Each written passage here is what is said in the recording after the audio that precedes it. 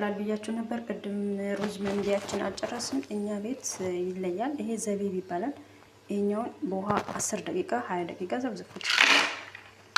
ሁለት አይነት ከለር ነው እኔ የተጠቀምኩት። ለብ ባለ ውሃ ብዘበዝፉት የተሻለ ሞር ውበት ይወጣዋል።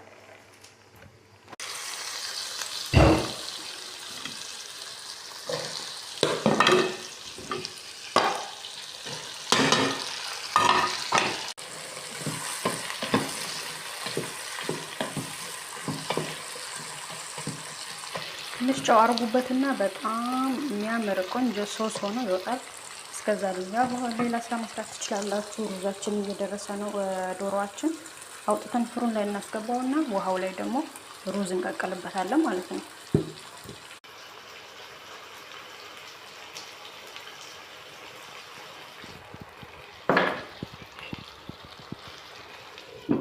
ሁለት ማጂ ወይም አንድ ማጂ ተጠቀሙ ፈልጉ። እዛ ላይ ጨው ስላረኩኝ እዚህ በጣም አሳንሻለሁ።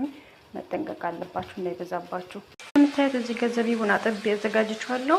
ከካሮቱ ጋር አብሬ ከሶሱ ጋር አቁላላ ያለው ትንሽ ጊዜ ማለት ነው። ጠብሰዋለሁ የተወሰነ ሰዓት 10 ደቂቃ ምናምን።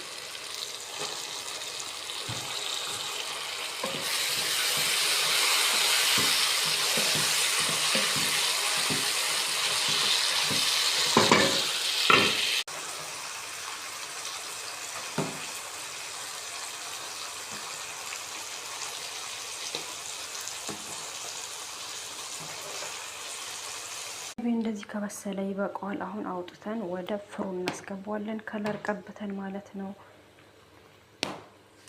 ይሄን አይል ከበሰለው ይበቃዋል። ምክንያቱም ሰዓት እየሄደ ስለሆነ ሩዙ መቀቀል አለብኝ። በቃ እንደዚህ አውጥታችሁ ፍሩን ላይ ማድረግ ነው። አለቀ። ከዛ ከለር ቀብታችሁት ጨው ካነሰው ጨው ማድረግ፣ ዘይቱን አድርጉበት። በጣም ነው የጣፈጠው ወላሂ።